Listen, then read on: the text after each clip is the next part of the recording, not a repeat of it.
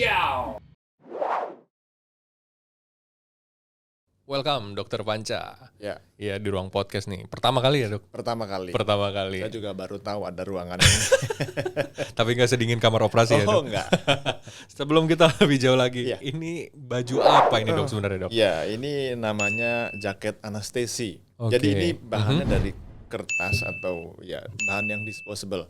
Oh, oke. Karena kami di kamar operasi berusaha untuk steril mungkin. Tidak steril betul, tapi bahwa kalau kotor buang ganti baru. Oke. Ini kita gunakan karena kamar operasi itu kan cukup dingin. Kalau Itu dokter dia. bedah tuh pakai jaket, operasi pakai apa? Jas steril. Dokter anestesi enggak. Sering kedinginan. Jadi Butuh kehangatan ya dok? daripada nanti kami maksain minum kopi di kamar operasi, mendingan pakai jaket yang steril yang bisa langsung dicopot. Tapi ini khusus untuk anestesi ya dok ya? Dokter anestesi ya? Dokter anestesi dan ya saya kebetulan bagi-bagi juga ke teman-teman perawat anestesi. Karena mereka pun sama kedinginannya dengan saya. Kayaknya saya dan Rizal di ruang podcast ini perlu juga nih dok, kayak kedinginan juga. Boleh, nanti kita supply. Oke dok, thank you for coming ya. Ya. Kita mau ngobrol soal operasi dok. Siap. Kalau kita ngomong operasi, banyak orang yang berpendapat bahwa mengerikan. Oh iya. Operasi itu serem banget gitu kan. Saya mendapat jadwal operasi seminggu lagi, nggak bisa tidurnya dari 2 minggu yang lalu gitu dok. Nah kayak gitu. Bisa diberikan tips gitu dok untuk sahabat Premier. Kenapa sih kenapa sih kita nggak usah takut gitu loh dok? Iya. Jadi ketakutan akan operasi itu sesuatu yang wajar.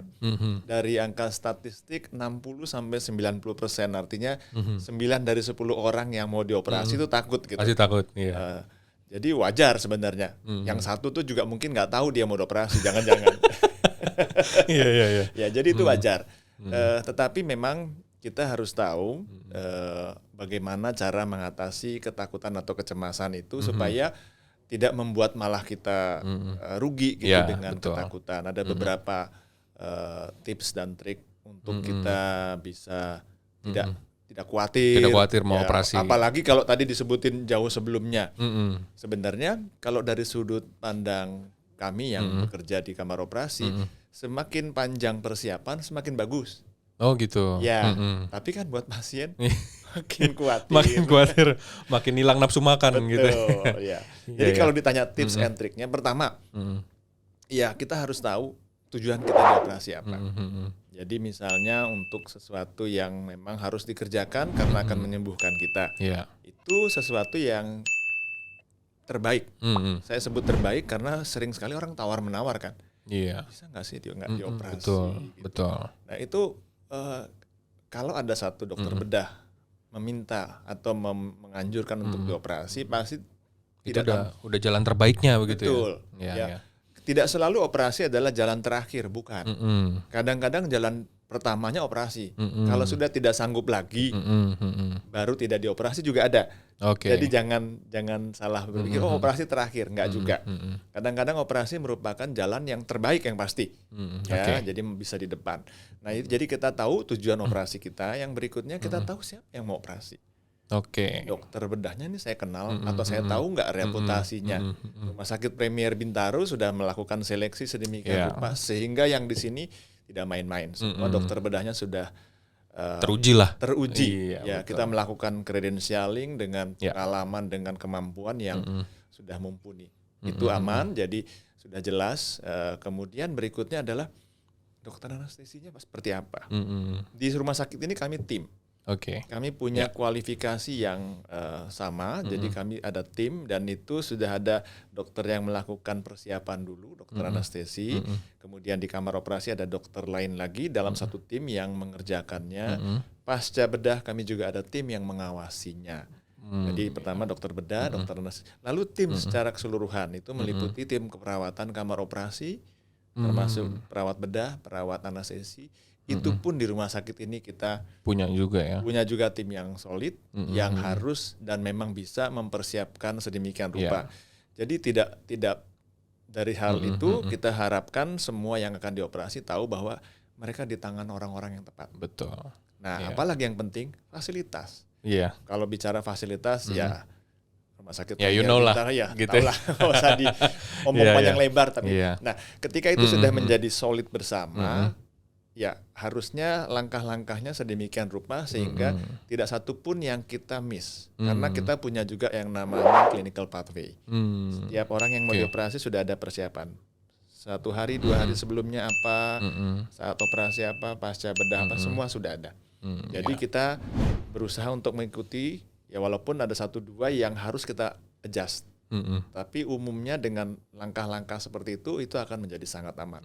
Nah, kalau itu dikuasai tentu akan aman dan tenang. Aman sekali justru, Tapi kadang-kadang udah tahu itu pun masih takut.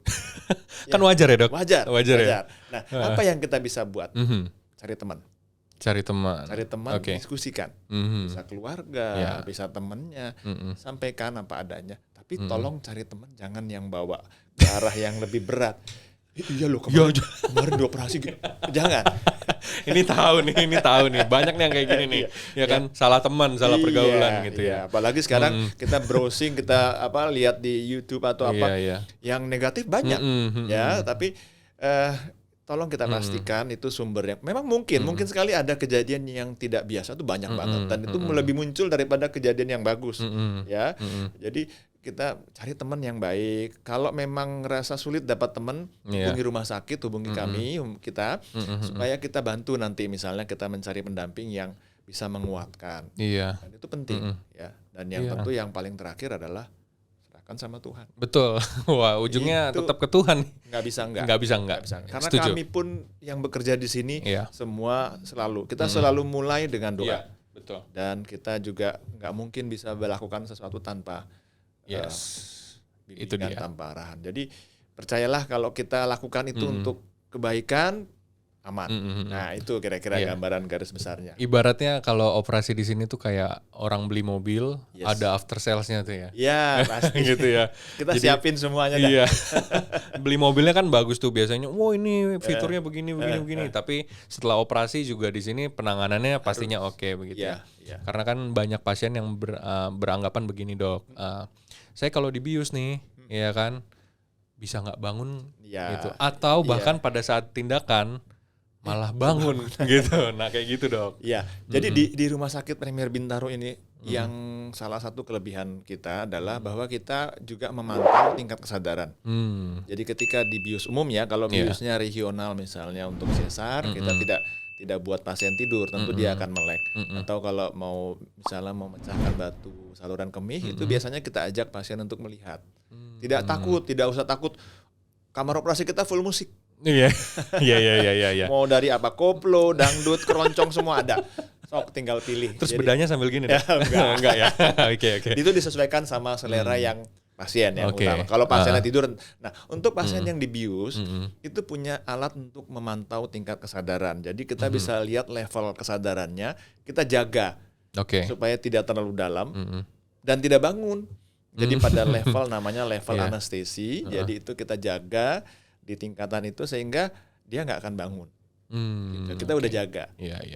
Ada beberapa pasien yang kemudian mengeluhkan, tapi saya dengar itu yang didengar bukan saat operasi, tapi setelah di ruang pemulihan biasa. Oh, udah selesai malah udah ya. Selesai ya, tapi kadang-kadang suka rancu juga.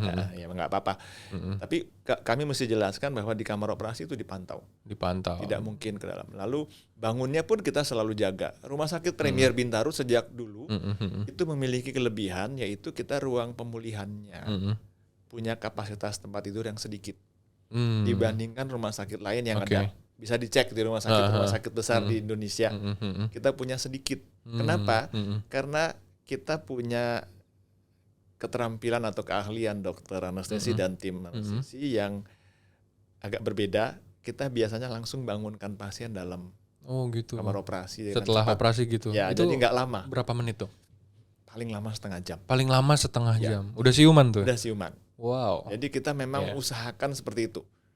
Kecuali mereka-mereka yang sudah kita perkirakan atau kita siapkan untuk kita rawat lebih lama karena operasinya misalnya cukup besar atau operasi kepala yang membutuhkan pasien tidur lebih lama, itu kita biasanya siapkan ruangan namanya high care unit. Pasca bedahnya kita siapkan. Atau kalau memang perlu misalnya harus ditidurkan dalam, masih pakai mesin bantu nafas, kita siapkan di ICU. Itu kecualinya ya. Tapi yang lainnya hampir selalu kita langsung bangun. Pada normalnya langsung bangunin gitu ya. Bahkan pelumpuh otot pun di rumah sakit ini kita langsung atasi, langsung bisa seger lagi. Oh, luar biasa. Ini keren nih. Iya. Ya, tapi memang itu yang kita tawarkan di sini.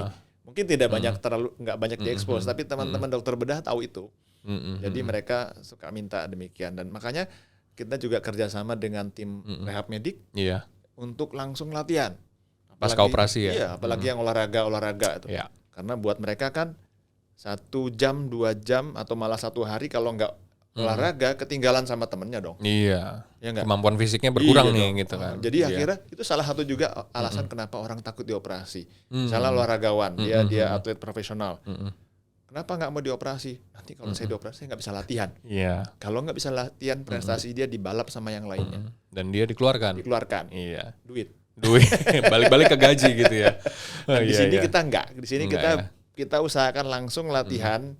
Jadi nyerinya diatasi dengan baik sehingga dia bisa langsung latihan, dia tidak ketinggalan.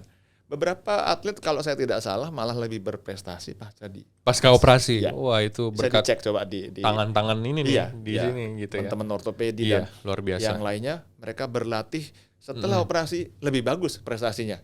Harus dioperasi dulu kayaknya nih kayak. Iya. Oke, Dok, pertanyaan bonus, Dok ya. Dingin tadi kan di kamar operasi. Itu kenapa, Dok? Tujuannya apa? Sebenarnya bukan dinginnya sih sebenarnya yang diharapkan. Tapi memang salah satu kelemahan kita di Indonesia atau di negara tropis itu adalah kelembabannya tinggi. Dan kalau kelembaban tinggi itu membuat alat-alat yang ada di dalam maupun yang harusnya steril menjadi lembab. Jadi kita tidak boleh. Jadi kita akan mengupayakan supaya kelembabannya jauh lebih rendah. Biasanya sih di bawah 50%. Kalau bisa 40 lebih baik lagi supaya kering semuanya. Dan yang bisa bikin kering itu selain dehumidifier namanya, itu adalah suhu yang dingin. Suhu dingin. Ya, jadi kita mengupayakan itu. Jadi sebenarnya bukan niatnya mau mendinginkan apa-apa ya.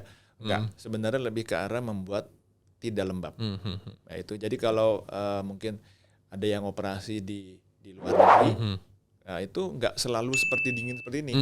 Tetapi memang diupayakan untuk kering.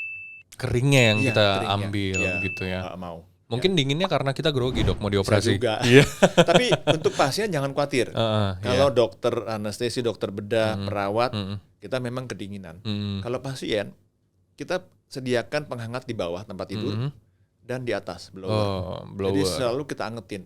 Kadang-kadang kita curi-curi pinjam juga sih. Kalau di sebelah nggak ada operasi, blowernya buat dokter anestesi. Oh gitu. Iya, nggak apa-apa. Dokter juga manusia kan begitu ya, Dok ya. Tapi intinya kita berusaha, karena suhu pun diukur. Suhu pasien diukur. Jadi apalagi yang bius umum itu kita harus ukur, dia tidak boleh kedinginan. Ya walaupun kadang-kadang orang kan namanya kedinginan itu kan relatif ya. Kalau suhu badan dia kita jaga di atas 35, 36. Ya harus segitu memangnya normal kan. Kita hangatkan. Kalau dia kita lihat kok turun, kita hangatkan dari blowernya, dari alasnya kita hangatkan. Kalau perlu infusnya kita kasih air hangat dan sebagainya. Dan satu lagi, Dok, pakai cinta biar hangat, Dok. Pasti. Dengan pelukan. Cinta di ruang operasi gitu ya. Enggak ya. Tapi selalu kok teman-teman di kamar operasi itu selalu tema utamanya adalah cinta. Makanya sebagian besar merasa setelah operasi merasa bahagia gitu. Harusnya begitu ya. Caring with love. Ya, caring with love.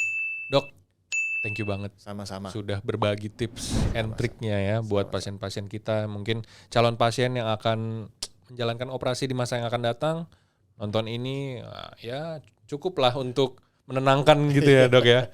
Tentu dengan bantuan Tuhan, berdoa sebelum operasi itu juga yang terbaik. Siap. Gitu ya, Dok ya. Ya. Oke, thank you, Dok. Mau melanjutkan apa nih? Iya, biasa. Apa nih? Yes, main golf. Oke deh. Ciao. Oke.